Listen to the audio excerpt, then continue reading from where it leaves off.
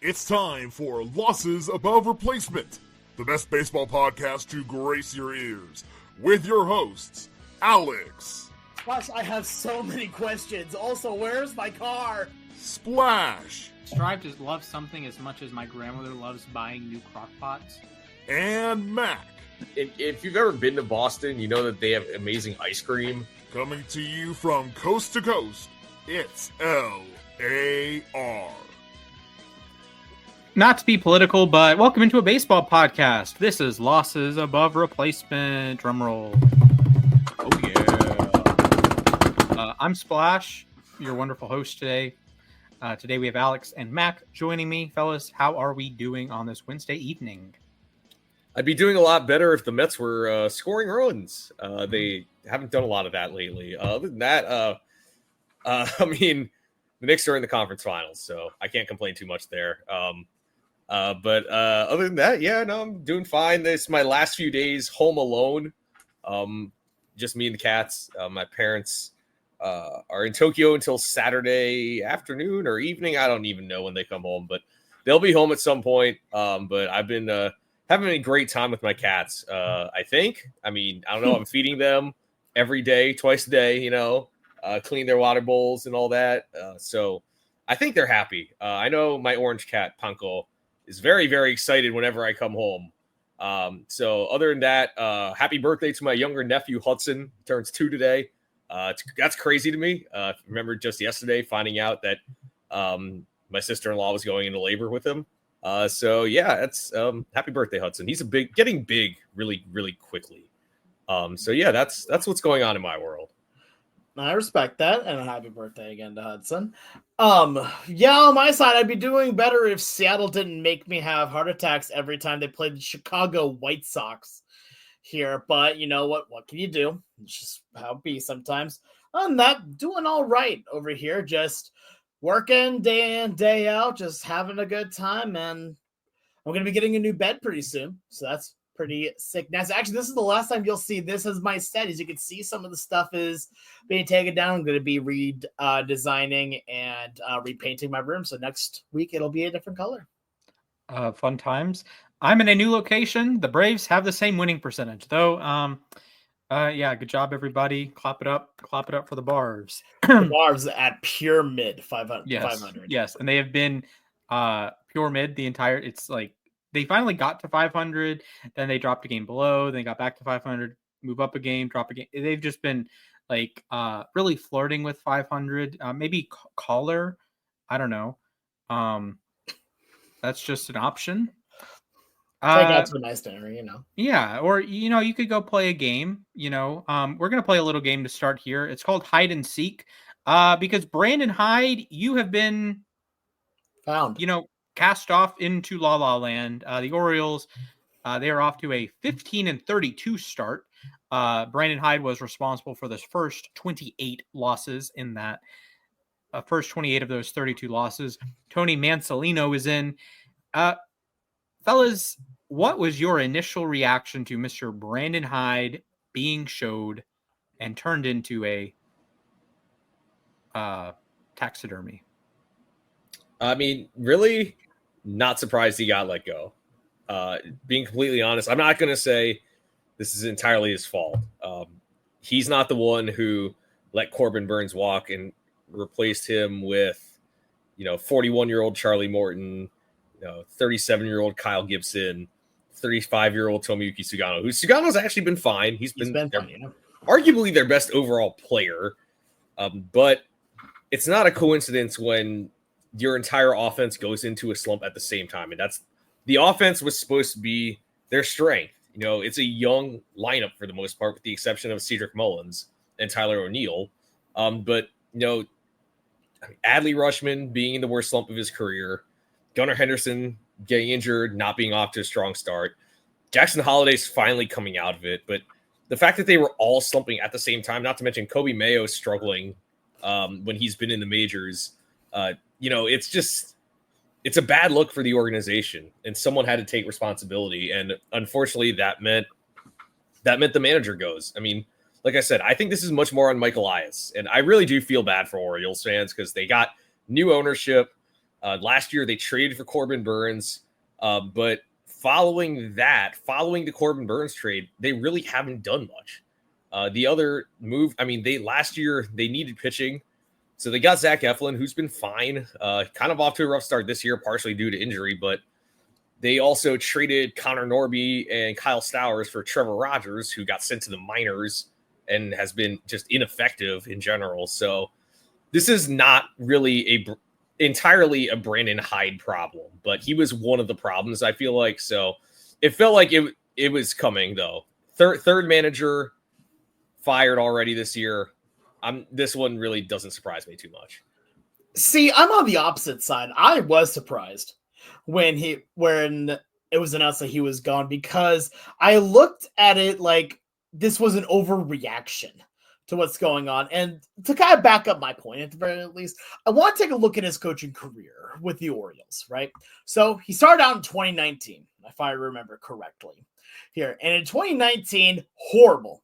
Absolutely horrible. 54-108. Last in the AL East here, obviously. But this was a lineup that included names such as Chris Davis, Jonathan VR here, as well as its amazing pitching names as Dylan Bundy and Andrew Kashner. This was not a good team that he was working along with. Now let's jump to 2020, which again is the COVID year, and not the worst, but not the best, but not the worst. 25-35. Okay, there's a little bit of progression here. You're starting to see a few names come back up. Cedric Mullins is really starting to figure things out again. 2021, jump as I went back to the problem at 52-110. Now, if you ask me, this is probably where he should have been let go.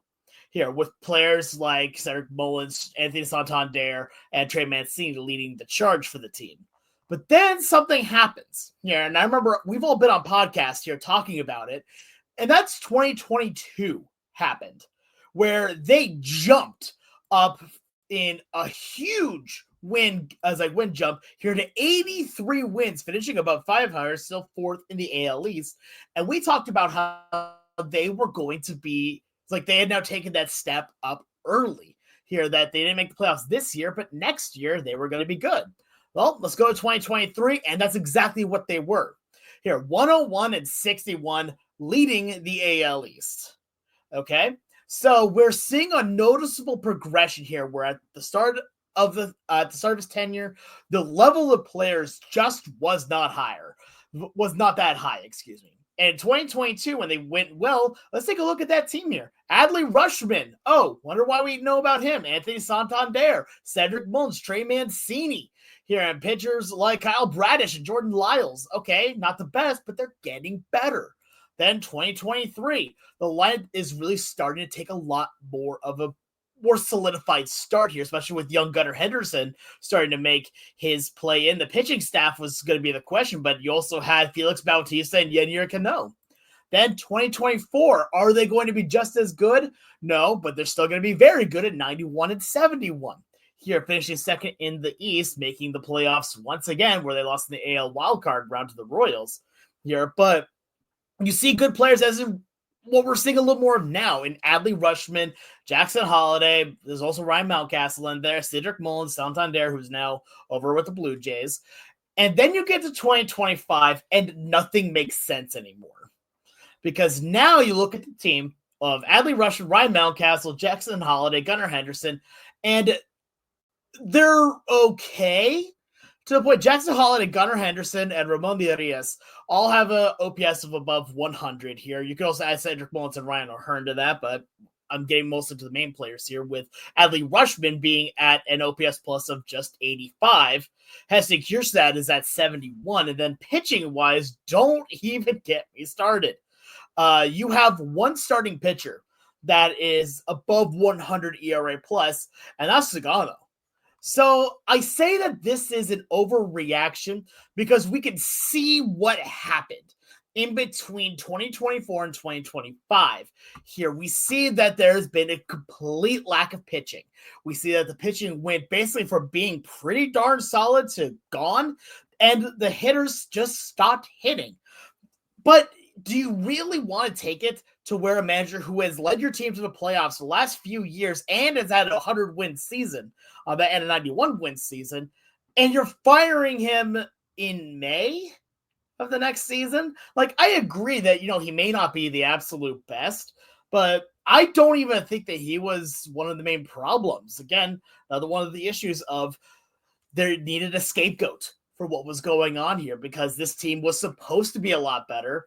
But I still am a firm believer that this team would be really good if their pitching staff played a little bit better here. And I mean that in the way of a lot of times you'll see this, that when the pitching staff or when one area of the game steps it up, the other will slowly make their way to it as well, because they're playing with a little bit more energy to them instead of just, okay, you're falling into Angels syndrome right now of it doesn't matter if you score 10,000 runs if you give up 10,001 here. And that's where my kind of issue here is that they don't have any pitching, and it makes the team feel hopeless at this point to where the offense isn't even taking up the slack at that point. So I don't think it's all on Hyde. I don't think it should have been all on Hyde. I think that especially with the fact he's led the team to the playoffs the last few years, let him do his job. Let him continue to work on it at the very least. This is the first struggle he has had since 2021. Fellas, I want you to scan through your Rolodex of history, baseball history, American League, National League history. Think about the scope of that. Think about all the players who have come along, all the great hitters, all the great pitchers, all the great teams. Since 1900, there have been thousands of seasons.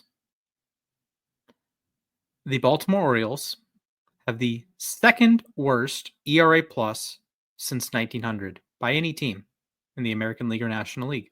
The only team worse since 1900 is the 1915 Philadelphia Athletics. That is a notable team because in 1914, they won the pennant in the American League. They went to the World Series. They got swept by the Braves. Go Braves.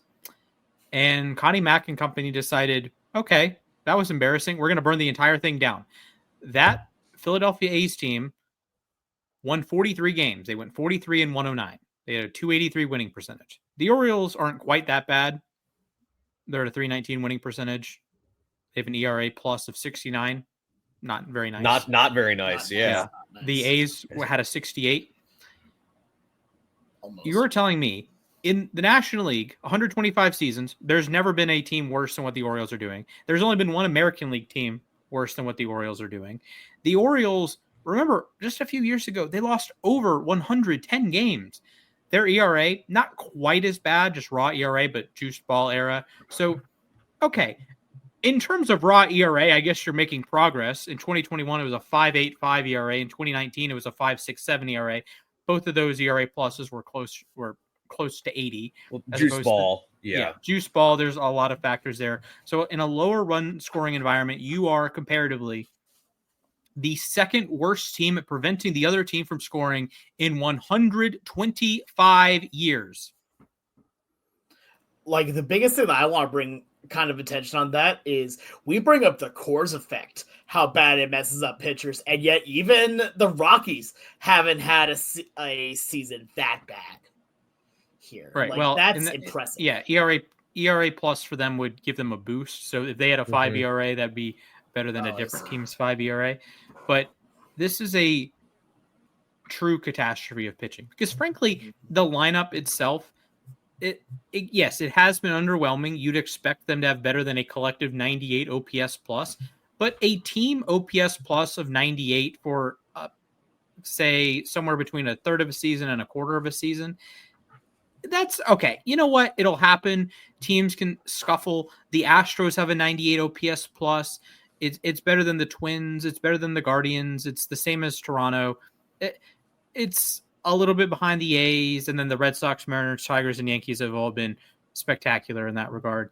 And the National League, there are a couple, you'd say, good offenses. The Braves, 97. That's if you lay the chips down rest of season, you'd expect the Braves to be better than that. You'd expect the Reds to be better than a 94. The offense, while not great, while pretty much average this season, it would be one thing if the batting was average and the pitching, hung in there a little bit, and they were 25, or if they were say 20 and 27, right, or 22 and 25 or something, and you felt like you had a shot. But now you're 17 games back. For the rest of the season, you have 115 games the rest of the season. You have to be 17 games above 500 in that stretch just to get back to 500.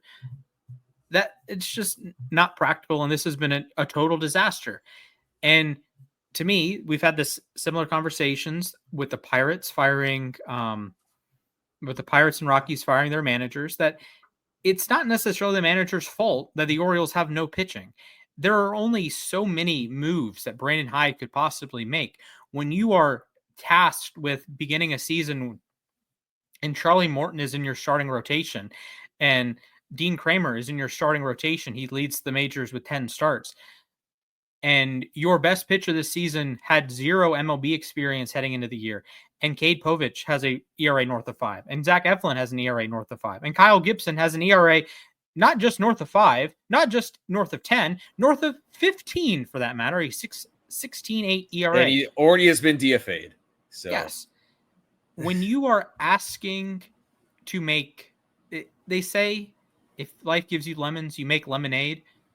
The lemonade, there's not enough sugar to put in the lemonade to make it taste good if the lemons are rotten. If the lemons are poisonous, you're still going to get poisoned from drinking the lemonade. And that is what Brandon Hyde had to do. Mike Elias and this organization, top to bottom, gave Brandon Hyde poisoned lemons and watched him drink poisoned lemonade and said, it's your problem, buddy. Total disaster zone. And it's an abomination. It is frankly an abomination. In 125 years, you have the second worst pitching staff in the history of the world. You got a problem. It's not exactly the manager's problem. Sure, we can quibble with individual moves. We can quibble, Felix Bautista, is he all the way back? Do you need to put him in the highest leverage spots? He's just been kind of average this season. He has an ERA around 4. He's 98 ERA plus. Okay, there are some things in Hyde's control.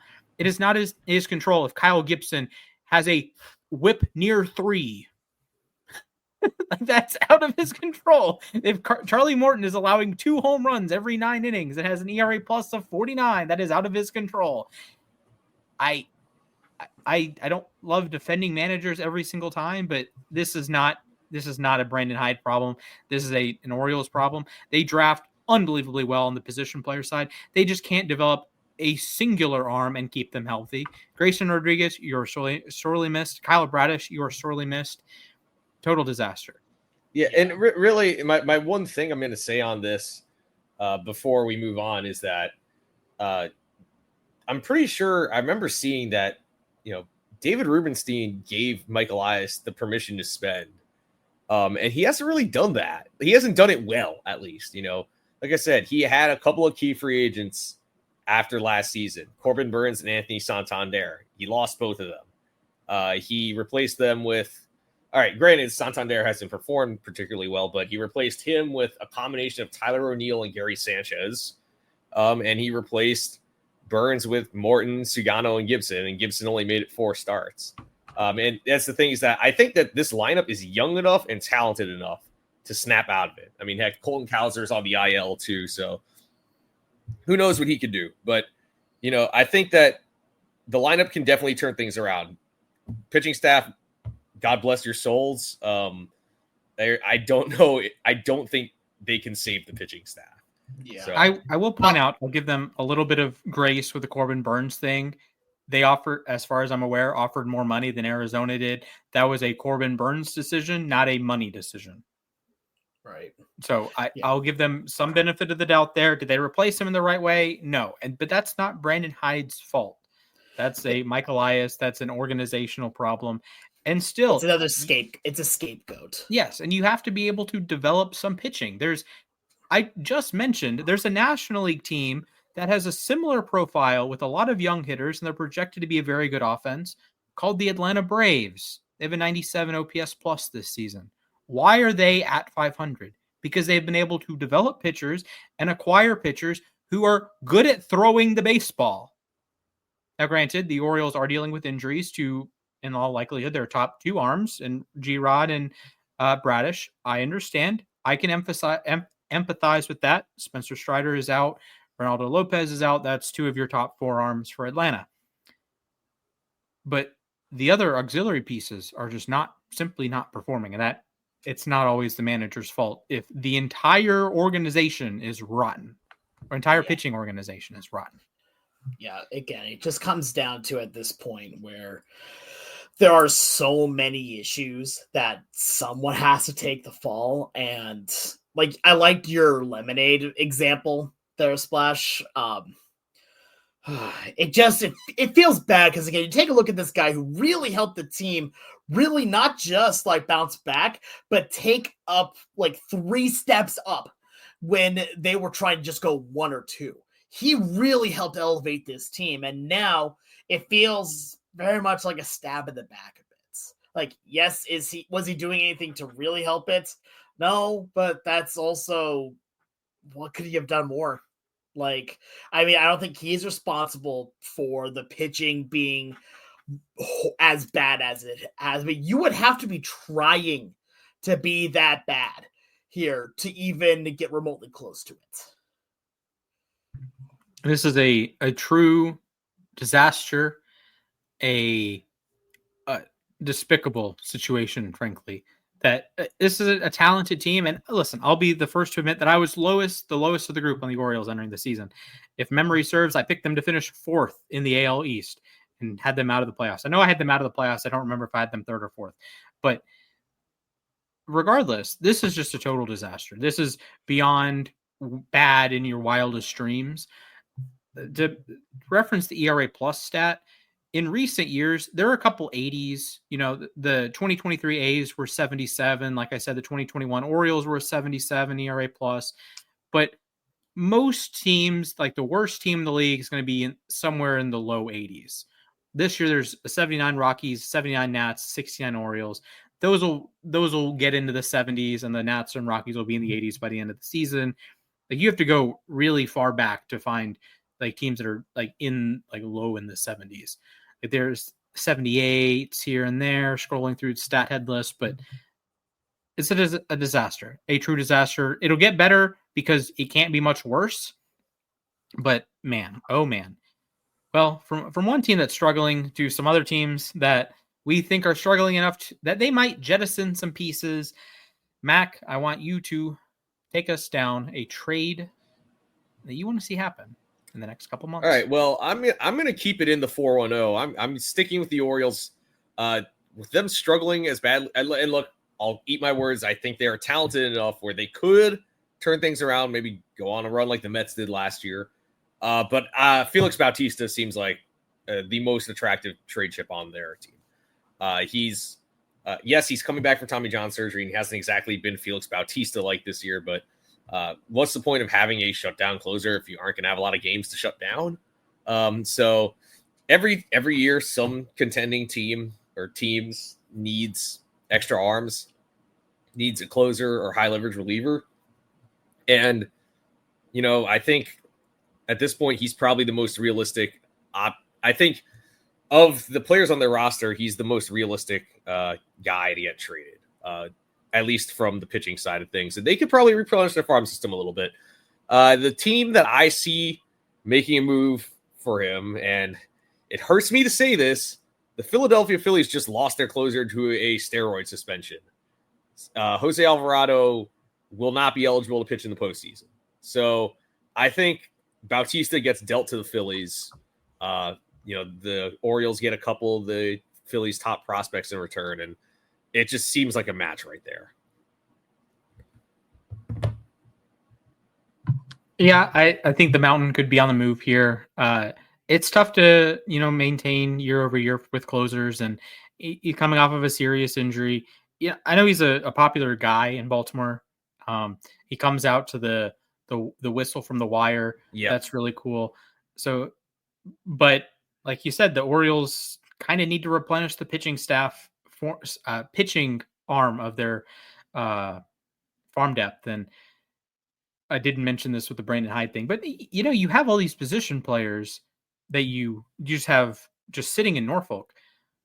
Why don't you just trade them for pitching? Although the one time you actually tried that you did it with Burns, he's around for a year, and you tried that with Rogers, Trevor Rogers, yeah, and that has gone horribly really wrong. poorly. So I don't know. Try it again, but I'll go next year. And from a disappointing bird to a disappointing fish, and another guy coming off of injury, I'm going to discuss a potential Sandy Alcantara trade.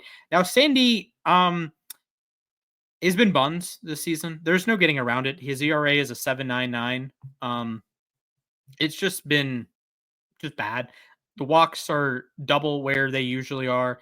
He's allowing a lot of homers. He's allowing a lot of hits. His whip is a 1.6. He has an ERA plus of 1.56. Hey, he'd fit right in with the Orioles. Maybe they should work on a trade. Hey, the Marlins and Orioles made a trade last year. I don't know. So there are a lot of concerning signs with Sandy. The hard hit is up. The exit velocities allowed are up. The ground balls are down. It's still over 50%. It's a little higher than his career average, but like Cy Young Sandy and the year before he won the Cy Young Sandy was 52%, 53%. So he's a guy that needs to keep the ball on the ground, and he hasn't exactly done that. He's allowed a ton of fly balls this year. Over a quarter of his batted balls have been hit in the air. That's the highest rate of his career. The strikeout rate is the lowest it's ever been. It's under 18%. And the walk rate at 12% is concerning. The velocity, for the most part, is back. It's really the command. So a potential trade, you are looking at a team balancing, how do we fix Sandy? What's to fix, right? Is it a command thing? Is it just a target a different spot of the zone? Like, what is it? That's what you have to figure out if you're trying to trade for Sandy. And Sandy is on a pretty team-friendly contract. He's under contract the next 2 years, or this year and next year, and he has a 2027 team option. So that's basically 2.5 years of control for a guy who won the Cy Young just a couple of seasons ago. I think it could take a big package to secure his services and a big position player package. This is a guy that entering the season, Baltimore probably screaming, hey, Sandy Alcantara could be on our radar.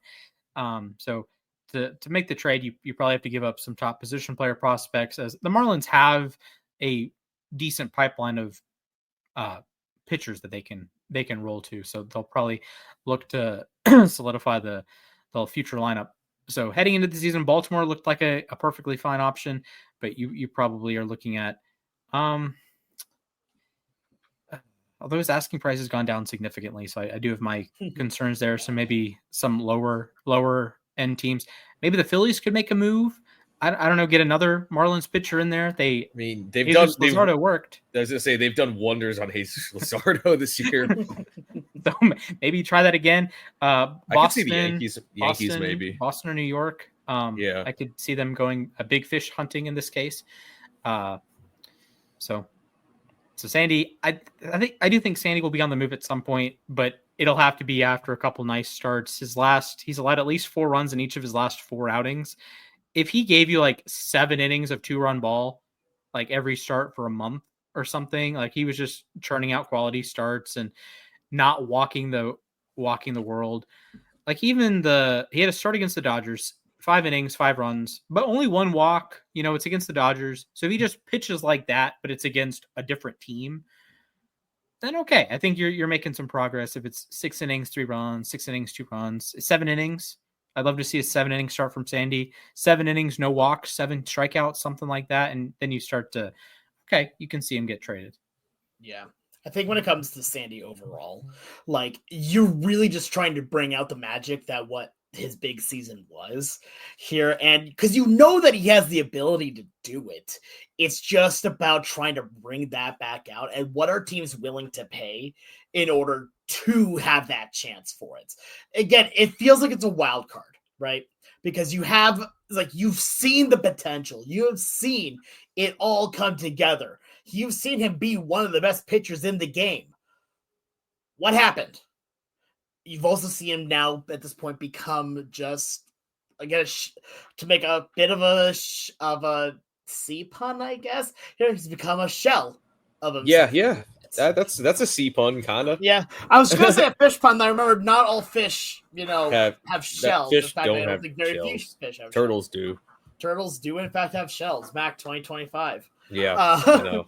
I like turtles. Anyway, I'll move on to my trade target here, and I'm going to move over to the West Coast. And no, I'm not talking about my Mariners. I'm going to talk about the Los Angeles Angels of Anaheim, of Angels of Anaheim, of Angels of Los Angeles, of Los Angeles, Anaheim. The Angels here. They have a few interesting pieces, but the one that I'm going to bring up here is one Tyler Anderson. Tyler Anderson, in my opinion, is about as much of a sure trade lock here as I think we're going to get, because he is an older pitcher in the later years of his career, but still has good production and is still pitching well this season, even against a pretty competitive AL West division itself. Here, taking a look at his stats so far on this season, he already, according to Baseball Reference, has a 1.7 WAR on this season, a 3.04 ERA, not to mention an ERA plus right now of 138. Here, the Angels right now, I don't see them really making a big run in the AL West, but I could be wrong. They have had plenty of times where they have been near the bottom of the barrel in the division and then bought at the deadline, trying to do things, and I wonder how well that's worked out. But at the same time, here, I think that he makes sense for a move here. I think that the team itself just does not have enough to really make it over the hump this year, especially with how hard basically every team is in the American League West here. So with that being said, I'm looking at teams, and one team jumped out to me. I don't know how likely this is, but I see the Yankees making a move for him. Interesting, yeah. Because I think that when it comes to them right now, the offense is there. You've got some great offensive pieces, but then you take a look at their starting pitching staff, right? Max Fried, good, been very, very good. Nothing wrong on Fried. Carlos Rodon, been solid as well. And then you get a little bit more okay with Will Ward and Clark Schmidt. Then Cookie Carrasco and Marcus Stroman. And do you really want to try and bring Carrasco got DFA'd? Yeah, exactly. So it's like, okay, I can see them really trying to go for at least one more start. Like going for one more starter at this point here. And I think that right now, Tyler Anderson is a low risk, high reward option. Like, yes, you're going to be paying him a decent amount of money this year. I think he has about $11 million or so on his contract for this year, something like that. But even then, like, you can make that easy. Again, you're the Yankees. You just do that. But just go for it here, and you'll get a solid number 4 or 5 guy here, or 3, 4, 5 guy, depending on how you look at it. And he's been playing good already this season, so you're not even taking that much of a chance on him. Plus, let's just remember that the American League has a lot of good hitters, and they did lose out on the World Series due to some pitching flubs. But that's also, I admit, they still made the World Series. I'm not going to say anything, but it also definitely hurts you don't have a Garrett Cole. Yeah, I'll say this much also, that Anderson is in the final year of a 3-year contract. He's 35 too, and he has really kind of questionable underlying metrics. Yes, he has a 3.04 ERA, a 3.37 expected ERA, but he's a 4.84 FIP and a 4.75 xFIP. So I'm not saying he's going to be like an ace caliber pitcher or anything, but I'm actually looking at a team like the Cubs that really Cubs were my needs second pitching team I help. was looking at. Yeah, If the Cubs are going to be serious this year, and the Cubs are playing great, like I watched them play against the Mets. They have a potent lineup, and they should be able to contend, but their pitching staff really lacks depth, starting and pitching. So, or starting and relieving actually. So. I think the Cubs are a perfect match for the Angels right here. I mean, and especially it won't cost you much. You probably maybe like a mid-tier prospect. I mean, I will say I was definitely looking at the Cubs here as well for a potential trade on this. But what took it away from me at the very least, and why I went with the Yankees instead, is I'm looking at the Cubs pitching staff, and I don't see a real hole in the starting pitching staff. I mean, I'm looking at what they got right now, and please tell me if any of these guys are gone or injured or anything like that, because legitimately I just do not know here. Jameson Taillon has done all right here. I watch him get lit up by the Mets at Citi Field a couple weeks ago. Yeah, he still has a 4.13 ERA and ERA plus 96. They were tattooing him. It was like home run derby. According to their ERA plus right now, the worst starter they have right now is Ben Brown, but he's also only 25, so give him a little time to actually get things figured out here. And Justin Steele's probably a been reliever at long ERA term. plus of 84. Steele's out for the year. Steele's out for the year, Steele's which out for the year. that's what hurts, though. Yeah. Yeah, but then you had He's their best still pitcher. have 5 starters. And then Imanaga's on the IL right now. Yeah. Oh, so, yeah, even though he is hurt, you're is. right. Yeah. Okay, yeah, you know what? Yeah, that changes the Cubs. That makes more sense then. Cool. Yep. You convinced me. Well, I do have my concerns with a fly ball pitcher like Tyler Anderson in the friendly confines, or at Yankee Stadium for that matter. Like Tyler Anderson has a 36% fly ball rate this year. It's been 29% plus each of his 3 years in Anaheim. He could get a bad Wrigley Field day and just allow a bunch of homers. Yeah. Like I know Shota has kind of figured it out. Like he still has a bit of a home run problem, but he like works around it. But if I'm the Cubs or the Yankees, I don't necessarily think I'd love a fly ball oriented pitcher. And I know it's sort of the Andrew Abbott method of a lot of soft fly balls. So yes, a lot of fly balls in a bad ballpark to hit fly balls, but a lot of fly balls are caught, right? 75% of fly balls are caught, but if they're not caught, they might go into the crowd or so. Yeah. If they don't have the opportunity to be caught, we have some issues here. So Cubs have a great defensive outfield, though. That is true. I mean, PCA, Happ, and Tucker, those are 3 good outfielders. So I mean, PCA might be the best defensive player in the world. He can throw that fly. I mean, and I will say Tyler Anderson is consistently limited hard contact. It's his career hard hit rate allowed is 32%. League average is 39%. His average exit velocity is 2.5 ticks below the league average. So there is some method to his madness, right? So his softer ground balls are more likely to be hits because they're going to be between guys or in the middle of the infield. And while softer fly balls are really easy to catch for big leaguers. So maybe there is a method to the madness, but all it takes is one bad wind day. I can picture it now. It's October 13th, Dodgers at Cubs, NLCS Game 3. Dodgers won, Cubs won. They're going to the friendly confines. The wind is blowing out, and the Dodgers hit 8 home runs. I could see it. Yep. I could see it. I could also see the wind is blowing in, and it's 18 fly ball outs, and Anderson has 8 scoreless. Cubs win 3-0 or something like that. So. Yeah. So welcome to Stadium Variables. Yes, we love it. Speaking of stadium variables, guess who is going to Bristol, Tennessee in a couple months? That's going to be probably awesome. That's going to be fun. So I'm excited. I shall take all of the pictures. Please do. One person who I do not believe will be featuring in that game is one Paul Skenes, Air Force legend Paul Skenes. Paul David Skenes, that's the name I was looking for. Skenes, Paul. Yes. Fellas, there have been some, I'm going to call them rage baiters. Yeah. On the internet. Yeah, you can say that. Absolutely. Yeah. They're like, the Pirates should trade Paul Skenes. And the Mike Elias burner on Twitter is like, ooh, we can get Paul Skenes for our used diapers and extra hot sauce. Please, not going to happen. In Mr. that order? Elias. So, fellas, the Paul Skenes trade, I am going to approach this from a devil's advocate perspective. I have crapped on the Pirates in recent weeks. The Pirates have nothing going besides Paul Skenes and the pitching development at large, frankly. So, fellas, if my devil's advocate proposal is to turn one superstar, megastar, best pitcher in baseball, in theory, Paul Skenes, into several assets, here is how I would go about doing it. I would call up a team with some decent position player talent and some decent depth in their position player talent at the minor league level. Why are the Orioles always the perfect team to trade? Or they just suck? The Orioles are the perfect team to trade for Paul Skenes. They have MLB level players. You could either, I don't think Gunnar would be touchable, but Jackson Holiday or they have, Kierstad's 26. Kowser's 25, Mayo's 23, Westberg is 26. They have a slew of these like 20-somethings. They have Samuel Basayo down on the farm.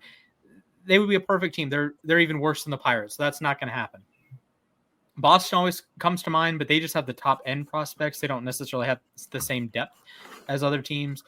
But my point is, if you're the Pirates and you are the Rob Manfred calls you and says, we are going to have a Luka Doncic situation. You have to trade your star player. You will automatically get the number 1 pick in the next draft. That's just how it's going to be. Yeah. Okay. This Yeah. is the trade you All guys right. make. 100%. Yeah. So that's definitely how Major League Baseball works. Definitely how the NBA works too. Let me ask you then. So, what would it take then for the Braves? Yeah. I was going to ask that. Skenes? Yes. Braves? Yeah. The Braves. Yeah. Say the 'Cause, Braves like, go for Skenes. when we were going over this, is like, okay, how would our teams get him? And Okay. Yeah. Okay. Fair. Okay. How would the Braves go get Paul Skenes? Well, it begins with Drake Baldwin on the position player I side. figured, yes. He is having if he didn't He's have having to a great split year. time with Sean Murphy, he would probably be like far and away the front runner for Rookie of the Year. I still think he is. Yeah, he and Smith Shawver have been phenomenal. It probably takes both of them. And Smith Shawver, by the way, is younger than Paul Skenes. That's crazy. I'm just gonna throw that out there. I know he's young. Yeah, he's entering I think this is his like third year of pitching at the major league level. But just throwing that out there. So for the Braves to trade for him, it would be probably Baldwin, Smith Shawver, and then some. But the problem with the Braves, they don't have the depth of position players on the farm that they like. Baldwin was the standout, and like Nacho Alvarez has lost a lot of luster. Their like shortstops of the future are in single A, right? They're, DSL level, Florida Complex League. Like they're just a long way away. And the Braves are not a San Diego will like push their prospects. Like we have known Ethan Salas's name for 10 years now. Yes. And that is not even an exaggeration. It feels like it, We know who Leo DeVries, whatever. We know who he is. We know every Padres prospect 5 years, and then they get traded and they kind of fizzle out. And they become Andres Munoz. Every single time, right? And the Braves are like, we're just going to we're not going to say anything. We're just going to promote them from Double-A, and they're going to be unbelievable. Michael Harris in 2022. Strider is kind of unheralded. Schwellenbach is unheralded. AJ Smith-Shawver is one guy that had been in the top 100 of prospects list, had been, the Braves' top prospect, and he's found his footing this year. Hurston Waldrop was, another guy who was top of prospect list. He's fallen off, but I don't think the Braves really have the prospect capital to make a position player move, because I don't think the Pirates would be trading unless outside of a 1-for-1, not a 1-for-1, but replacing Skenes with like a decent pitching prospect, which in this case would be AJ Smith-Shawver, or you can go. The Braves have had a lot of guys that have blown out in recent years, like at the minor league level. So I'm blanking on names, but Hurston Waldrop has some upside still. He has pretty high reliever risk, but he was a first-round pick. He's very talented. 23, crazy splitter, but also crazy walk rates. So not exactly ideal there. So the Braves would be tough. I'd be inclined to say no, though, as good as Skenes is, because you really don't have the depth to make the move.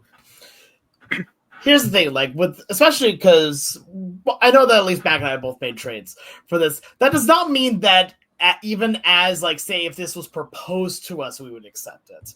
Let alone if it was proposed to Pittsburgh, that they would accept it. Right? They probably laugh in our faces. But probably more likely. Pittsburgh has no incentive to do this, but I also don't think this would be a great trade for Atlanta. Again, as good as Skenes is, Atlanta sort of is on the position player need side because they developed pitching in recent years, but it's just tough when you trade for a player as good and as young as Skenes and as many years of control left. Now, granted, if he went to Atlanta, they'd probably extend him through 2034, not a real year, but they'd extend him through that year. eventually I'm going to say one of these is not a real year, and then we'll actually get to that year, and I'll hear a clip of 2034, not a real year. I mean, not a real year. I mean, to be fair, if you really want to hear like kind of a story, but I remember when I was younger, you guys I think were babies at the point of this. Probably that I was in bed listening to a commercial for more furniture for less, and that's a furniture store over by me, and they said that they had they had financing up until 2007, and I thought that's so far in the future. Like, why would I even worry about that? Well, have you seen the movie 2001: A Space Odyssey? Yeah, because that's a crazy one. It's supposed to be 2001. 1968. Yeah, 1968. Yes. Oh my goodness, I've seen that movie. It's so really old. trippy. I feel older every single day. Well, we all do get older every single day. I mean, we do, but I don't want my knees to constantly hurt. Anyway, all right. I'll go into my Alex. ideas. Give me your Skenes trade. How do the Mariners trade for Paul Skenes? See, it's even weirder for Seattle because they really don't need Paul Skenes right now. Their pitching staff, starting pitching wise, is already their strength here. So how do you go about it? Well, I think that what you would need to do at that point is you would need to make sure that the Pirates getting back here replace Paul Skenes himself for this year. Add in a little bit more help here and get help in the future, right? So they're not just getting major league ready. They're not just getting prospects. They're getting better now and later. So here's my trade proposition, and I still even feel like this would be low balling a bit. So the Mariners get Paul Skenes. The Pirates will get Luis Castillo, as he has already been talked about in trades forever. Another starting pitcher in Emerson Hancock that is a great depth piece and is a good number 4 or 5 starter. Henry Ford, the Mariners' number 5 prospect here, because the Mariners just extended Cal Raleigh. So now that means what's the plan for Ford? Here, are you going to move him to first base? Are you going to trade him? What are you going to what? Or outfield. Or outfield, yeah, true. Also possible. He's got the speed for it.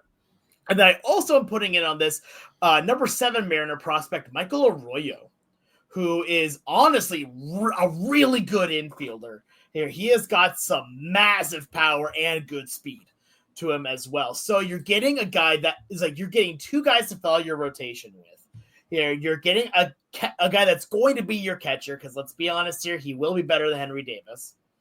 Or anyone they have right now behind the backstop here. And Michael Arroyo, who, if you want to keep in the minor leagues for a bit, you can, or he has his ETA as 2026. He might be ready to come up early if you really want to give him at least the reps at that point. And it's still a 4-for-1 deal at that point. But again, if I'm Seattle, I'm saying no to this. You already have good starting pitching. Like, your starting pitching is not an issue at this point, and you don't want to lose even more prospect health at this point. Like, don't get me wrong, most of your prospects are on the offensive side of the ball, but that doesn't mean that you want to just get 1 star and sacrifice a lot of the farm.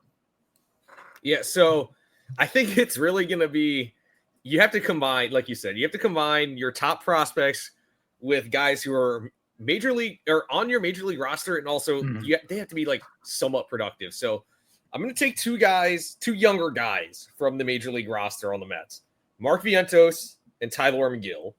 McGill, you get an arm who has pretty good stuff, just has to put it all together. And then Jet Williams, who's the top prospect in the organization, Brandon Sproat, who's number 2, Jonah Tong, who's number 6, and Drew Gilbert, who's number 10. I look at this, and I'm still saying no if I'm Pittsburgh. Yeah. These are talented players, but the other thing is, for all we know, Paul Skenes might not have even reached his peak value. You know, say we go 2-3 years down the line, Pirates are still not contending, then you move Paul Skenes. And Paul Skenes, he's still young. He's 23. Like, you get to that point, you're probably getting like twice as much. To me, there's no realistic trade for Paul Skenes, because you need a perfect. Okay, to trade for a player of Skenes' caliber, you have to have like some sort of threshold, like a value threshold, and you can, in theory, get that threshold by having a player of Skenes' caliber which doesn't really exist because he's a pitcher. That's just the fact of the matter. If you, we're going to backtrack 5 years. Would you trade it's 2019. Are you trading Juan Soto, Ronald Acuna, Fernando Tatis, Vladimir Guerrero Jr.? Are you trading one of them for current Skenes? Soto. I would. Yeah. So Soto, I would lean so just because. Well, Acuna, I would not, knowing what we know now. I think though Acuna's still dang good. I feel it's so tough because also Soto's only 26. Like, but we're talking 2019 Soto. Though. Yeah, 2019. So, God. So this is the team. It's Skenes now, but the trade package is the younger versions of those players. The younger version of Soto, Tatis, Acuna. So let me just kind of voice an issue that I have here as well. And this is not anything that Paul Skenes can do about anything, and I understand that. He's also, I think, a little bit limited by being a starting pitcher. Because to kind of put the comp between him and, say, like a young Juan Soto, Juan Soto plays every game, or almost every game. Paul Skenes is once every 5 days. Now, let's say, for example, that even if he had a 1,000 win percentage, right? Every time that he took the mound, your team won. You're going to win. That's going to add a bunch of wins to your total, yes. But if the rest of the team isn't pulling their weights, Steve Carlton, it's not going to matter. Yeah, look at right now, current Padres at this point. I'm sorry, Pirates at this point. And so that's what you kind of have to balance out here on this. And that's why I think that on top of it, no deal is going to work, because there's no reason to make a deal that big at a level that the Pirates are going to need to get for him, and that a team would be willing to get as they would be willing to trade for him. With Soto, it made a little bit more sense because he was going to be in the lineup every single day. Here, whether it be out in the outfield, regrettably, or as the DH. Here, he was going to be there. Paul Skenes can only throw once every 5 days because that's, as a starting pitcher, that's what he does. We're just so far away from Skenes being a free agent that I think these are pretty foolish conversations to have. Even like Soto was traded twice, fair enough, but that was closer to his free agency. Exactly, closer to his free agency. And can we also say, by the way, that the Padres are the ultimate losers when it comes to the whole Paul Skenes, not Paul Skenes, Juan Soto trade stuff, because they had him for half a season, a year and a half, and nothing from it. And they got Michael King. The Nationals. They did get Michael King. They got Michael King, and they were able to. Who they traded in the Cease trade for Dylan Cease, who had it worse than the Yankees, who did not win the World Series with him. I think honestly it's the Yankees because they didn't get their ring and they lost them for nothing. Right. Yeah, exactly. So the Skenes thing, to put a bow on it. Yeah, I don't think there's, at least for now, I don't think there's a realistic trade, because if you are asking a team to. So say Skenes is a 100, and you're trying to do the trade value trade, or you're trying to get a value trade, and you're trying to get 100 value. Well, you're going to do that. What are your blocks, right? Well, teams might have a bunch of 25 blocks, but are you going to give up 4 of your 25 blocks for Skenes? Would the Pirates even accept 4 of those, right? So I'm thinking you need like an A+ level, an 80 grade, a disgraced Rays shortstop, a Ohtani in 2018, Acuna 2018, Vladdy in 2019, Buxton when he came up with the Twins. Like, you need a mega star prospect, and that could probably do it. And then like some like low A guys, like maybe say the Braves had like a 2018, 2019 Ronald and a guy in single A, like a guy they traded for one of the outfielders in 2021, like a Bryce Ball type. I think that that's probably the best way to go about doing it, is trading him for a mega superstar. But we don't have a mega superstar prospect because they already get called up to the big leagues. We've seen these super young players explode onto the scene, and they're at the major league level. All of the Jacksons the last couple years. In 10 years ago, maybe Jackson Holiday is still at Norfolk, and he's been the number one player in the prospects, the number one prospect for 2 or 3 years now. Gunnar Henderson came up pretty young. Corbin Carroll came up pretty young, and they exploded and won the Rookie of the Year. And Jackson Chourio in Milwaukee. Baseball players are seemingly getting younger and younger. So the days of a mega prospect trade, I think, are long gone. And you're not going to, like I said, with the Braves, you're trading 4 or 5 assets, and the team's not going to do that. That's multiple positions. Like if it's, say, Baldwin plus Smith Shawver plus, and that's already a huge commitment. I know you're getting Skenes, but at a certain point, it's a numbers game, and there's not a team that has a density of talent necessary to pick up Paul Skenes. There's 2 things I want to bring up on this real quickly here. So we've seen, because to add on to what you're saying here, we have seen so many times where prospects have not played out or have overplayed out here. Like you never know what you're fully going to get here on it, right? We've seen times where the team will get a massive haul and those players will do nothing. And we've also seen times where, they'll, make a trade and it'll include, some prospect, and that prospect turns out to be Fernando Tatis Jr. Like, that's just sometimes how it is. I have another kind of analogy. Jordan Alvarez. Exactly, Jordan. Tell me if this one sounds stupid, because to me, I'm on the fence with this. Making a trade for Skenes is like trading is like trying to trade for $1 with coins. Here is that a lot of people right now don't even like to have coins in their pockets. This is a This is the best analogy we have made in the history of the podcast, Alex. That is good. Yeah. Perfect. That is perfect, because you could give more than, so if Skenes is $1, right? Yes, you're trying to get the $1. You could give $1.10 if it's all in coins. The Pirates might not accept that. All these pennies, all these nickels. We only have 9 roster. We only have 9 lineup spots in a given day. Mm-hmm. We already have, some, obviously it's great to have pitching, but at a certain point, if you traded, would you trade a whole roster for Mahomes or whatever? Well, those arguments are always stupid because you need some number of players to have a team. NFL a little bit different, but you need to have some baseline of stuff. And this is a perfect clap. Thank you. I appreciate that. Okay, well, I agree. Sure the only team jerseys we're going to see Paul Skenes in are the Pirates jerseys and the All-Star jerseys. This year, 100%. Absolutely. Well, from one All-Star to some other All-Stars, let's transition over to trivia, fellas. This is a little bit of a riff on the did he play for? Let's go. Yeah. So I'm going to win this. I'm going to give you guys 2 teams a player did play for, and you have to tell me who he had the better stats with.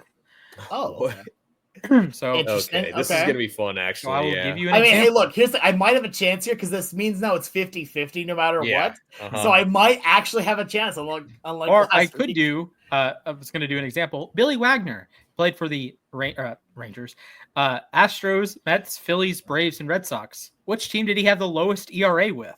Oh. Okay, much less. The Braves. That was just an example. Yeah. Atlanta, a 1.43 Yes, All-Star in his final season. So, Alex, please choose a number between 1 and 25. 24. Mac? 19. Answer is 9. Would you like to go first or second? I'll go first. All right. This is diabolical because Splash knows I will always go for 24. That's fair. What's funnier than 24, though? There's nothing. It is the best number. I don't care. All right. Mac. Mm-hmm. Henry Aaron played for the Atlanta Braves and the Milwaukee Braves. Well, and the Milwaukee Brewers. But for the sake of this, we're comparing Atlanta versus Milwaukee as the Braves. Which team did he have the highest single season OPS plus with? I believe it's Atlanta. That is correct. A 194 Let's go. 71. Wait, was that the year he hit 40 homers and 390 at bats or something? 47 homers and 495 at bats. So different. Because I know that there was a year where Davey Johnson and Darrell Evans all hit 40 homers. Yep. My king. So that is a point for McCorkle. Alex. All right. Randy Johnson. Oh no. Oh boy. Mariners or D-backs? Which team did he have the highest single season ERA plus with? Oh, that's actually really tough. You know what? I'm gonna go for the bid and say Seattle. He had like a year that he just absolutely killed it. 1997, 197 that beat out all of his Arizona Cy Young seasons. I thought it was going to be 95, honestly. That's fair, yeah.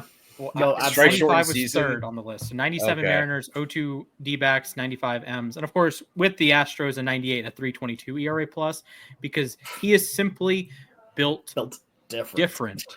As the Brandon kiddos Johnson, prime Brandon Johnson say. is still my pick for it. If you need we need a pitcher to start one game in their prime. Just who do you have for it? And Oh, yeah. I'm picking Easily. Randy. Yeah.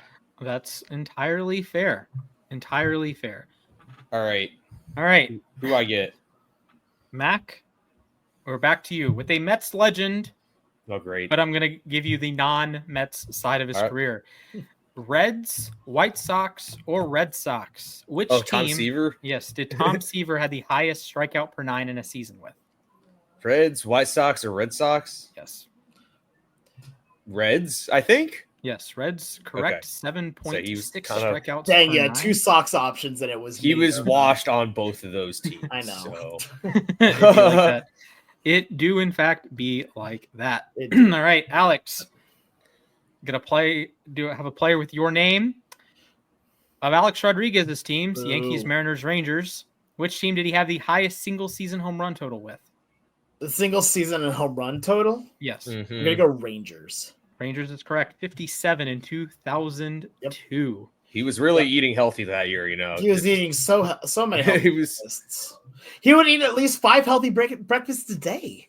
Exactly. Yeah. I mean, It was true. I understand that, you know. Yeah. Yes. All right, Mac. I'm going to talk about the worst player in baseball. According to Mets fans, Oh, that's Juan God. Soto. Of his teams, not including the Mets because he hasn't played the full season, which team did he have the highest single season RBI total with? Padres, Yankees, or Nationals? I'm going to go with the Nationals. That is correct by 1. He had 110 RBI in the World Yeah. Series season, then 109 with the Padres and 109 with the Yankees. So, Okay, that's right. Wow. a really, Talk about consistency. Yeah. right. That's the player everyone thinks is bad. Yeah, absolutely. obviously. Right? All right. Alex. Splash. Gotta breathe. Gotta breathe. Breathe. Breathe, my One, dude. Breathe. Breathe in, breathe out. All right. Alex, the player is Jamie Moyer. Oh, I love this man. Highest Great. ERA plus in a single season. Mariners or Orioles? Oh. I really want to say M's again. So I will. Mariners.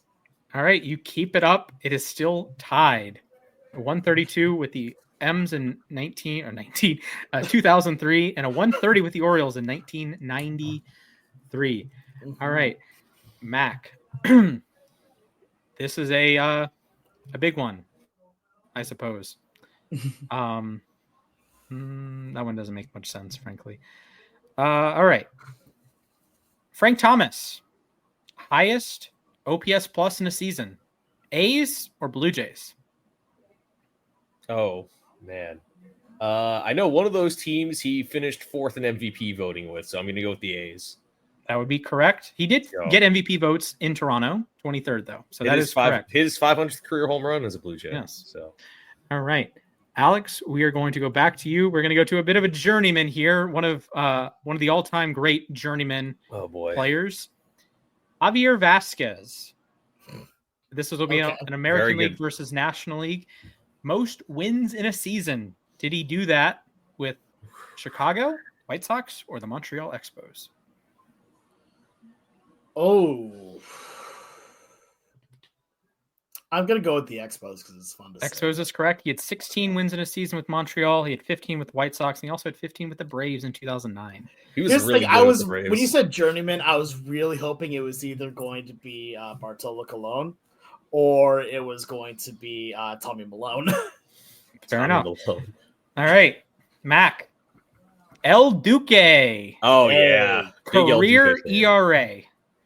Oh, boy. Better ERA with the Yankees or the Mets? Career ERA. I feel like it's got to be the Yankees here because he wasn't actually that good with the Mets.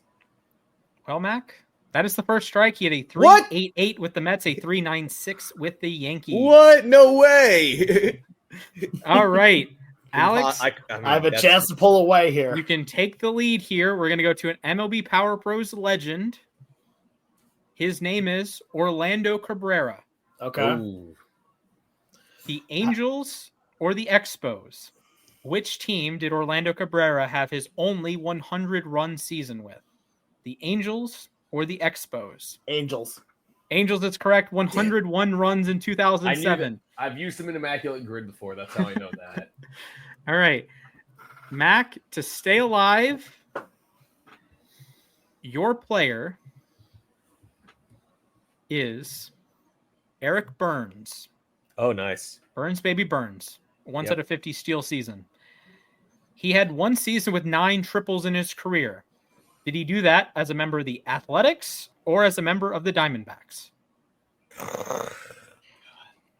I'm going D-backs. Mac, You kidding me, dude? it's all over. No He had way. 9 steals or 9 triples in 2003 with the A's, 8 No triples in way, 2007 with the Diamondbacks. And I'll give you, Alex, one more. This is your victory lap. A Braves legend, an Astros legend, a Guardians legend, Phillies legend, Michael Bourne. Okay. Michael Bourne. Right. In a single season with one team, who did he have the most steals? Oh, come on, Most steals in dude. one season with? Is it the Astros or the Braves? Braves. And I refuse to say Astros. The correct answer is Astros. He Yeah, had I 61 still- steals yeah, I in was gonna say. 2009. Look, here's the thing. I took the moral high ground. It's fine. Fair enough. And I still win. Dude. Okay, fair enough. He had I 61 cannot steals. believe I lost that, dude. 2009. That is ridiculous. He also had 61 steals in 2011, split between Houston and Atlanta. Matt, you just got to be better, man. I took an L. It's Yeah. all good. I'm joking. Good job, yeah. man. Born ready, they say. Lance Stevenson. All right, congratulations to Alex. Yeah, good stuff, Your Alex. prize is, here's some Pedro Martinez fun facts. He was born on October 25th, so congratulations. Heck yeah. There's your Pedro Awesome. Martinez fun fact. I will, dude. That's more prize we've had for any other trivia, so I respect it. That's a good point. All right, it's time for everyone's favorite segment of the podcast, our time to ourselves. I would like to begin if that's okay. No, All that's right, fine. go ahead. Yep. Sure thing. Count me down, one of you. Your time begins in 3, 2, 1. Begin. Hello, friends. This is a message. Think about going to therapy. I'm not saying you have to enjoy it. I'm not saying you have to do it every day or anything. But at least I would say try it. I went to I'm going to call it 1.5 therapy session yesterday. It was nice. It was cathartic to talk about your problems in an environment with a professional. You know, we all have, friends, family, loved ones that you feel like you can talk to, but sometimes it's good to get an outside perspective and good to get a someone like a professional to help you out. And, I don't know if I'm going to, I have a second session scheduled, but I don't know if it's going to be, a single digit number of sessions or if this is going to be something I do for a long time. But I think it's something to try. Maybe if you have health insurance at your job, maybe check if there's, free options or check, cheaper options. I think it's good to have someone to chat with. So at least try therapy. I'm not saying you have to enjoy it. I'm not saying it has to be like a routine of yours. Just, try it. I cannot agree with you more. Yeah, I agree. Yeah, therapy absolutely game changing. And just try it. I took an hour out of my day on a Tuesday night. It doesn't have to be this huge time commitment. It can be, maybe if you don't like it, there's other ways to go about it. Just try it.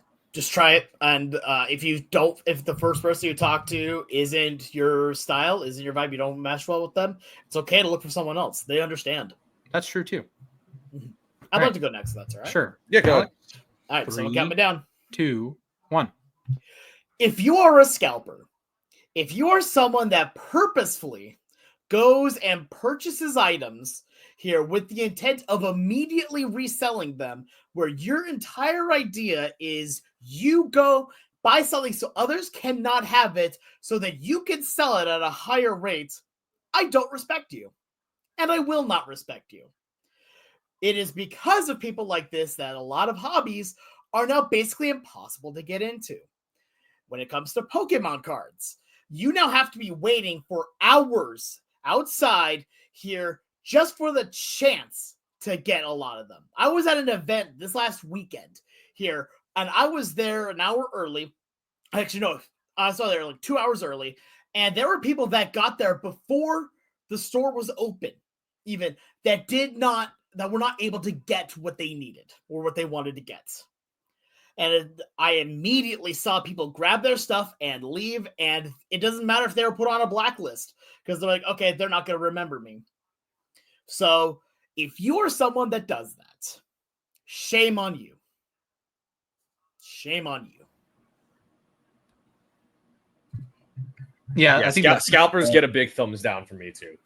It's not okay. Artificially increasing the price you need to get into. Let me show you guys something really quick here. This will give you an idea of this. This box. This is a build and battle box from Pokemon Destined Rivals, a pre-release that I went to this weekend. Here, the cost of that box in store is $30. $30 gets you the box here with 4 packs in it and 3 more packs. You can go online now and try to find the same kind of box here that won't even come out until the 30th for $70. Not great. Yeah. Not great. Yeah, no. All right, Mac, you ready? Yeah, 100%. All right, your time begins in 3, 2, 1, begin. All right, I'm going to take one quick second to say the Juan Soto stuff is getting way overanalyzed, and I'm really, really tired of hearing about it. And I almost muted his name on Twitter.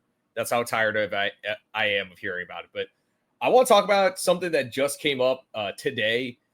They're doing this thing called the enhanced games where I saw it in swimming today. They're letting people use steroids to compete in events. And today someone broke a world record and won $1 million doing it. I'm just going to say right now, I don't approve of this at all, actually. I can't believe we're doing this. There are people who are out of the sport who are coming back just to take steroids and do this whole competition. Some of these people are like openly critical of people they think are doping. And I'm just going to say, I really can't believe we've come to this. I don't think this should keep going. I don't know how you're going to make $1 million for barely breaking world records that were set legally. So, boy, I really hope this doesn't last too much longer because I really don't endorse taking steroids, especially for money. So, yeah. Yeah, no, that is deeply fascinating to me. With all due respect, it's also so dangerous too for that your body. True. Absolutely. Okay. Natural next question. Yeah. All-time MLB home run derby. Oh, okay, great. Yeah. On steroids with metal Coors bats. Field, no, not even Coors Field. In the mountains at the Mexico City Stadium. Yes. With metal bats too. Yeah. Aluminum power, yeah. Would there absolutely. Would anyone hit an out? No. Of the country? Actually. Maybe a yeah, no, they would hit it all the way to Texas. Like it's, exactly. Maybe they'd hit it foul. Well, imagine they just get one off the end of the bat here, and it goes to the stands, and just someone takes it into the face, and like just oh my goodness, I can just imagine Major League. I don't want that, by the way. I am deeply fascinated. If that was a thing, who would win? Okay. I know that there was a meme that went around for a long time where it was they need to have an event like this where it's only people on steroids to see like how far the human body can go here. But I still don't think that's a good idea. Terrible idea. It's a good I do not joke. condone it for actual humans. I would condone that in a video game setting. Let me be. Absolutely, yeah. Let me be but entirely if you want clear. to do that, just go on MLB The Show and give 125 power both sides. MLB Power Pro, whatever medium you want it to be in the video game realm, I support that. In real life, I don't think so. Yeah, anyways, that will wrap us up for episode some number of losses above replacement. If you like it, wonderful. You can follow us on Twitter at LAR_baseball. You can follow us on Instagram. We don't kind of post very much, but that's okay. At LAR_baseball. You can follow the three of us. I'm at Mr. Splashman19. Mac is at Mathias_A_K, and Alex is at the Sports Guy 242. We have a YouTube page. Give us a like, drop a sub. We're on our way to 1,000 subscribers. So thank you. Spotify, Apple Podcasts, wherever you get your podcasts, make sure you drop a 5-star review. Tell your mailman, tell a friend, tell your therapist about the podcast. Maybe they'll listen. Lord knows I do. Absolutely. All right. That's With good. that said, be safe, fellas. Memorial Day coming up. So exciting times. Spend some time with your family. Tell your loved ones you love them. Toodles.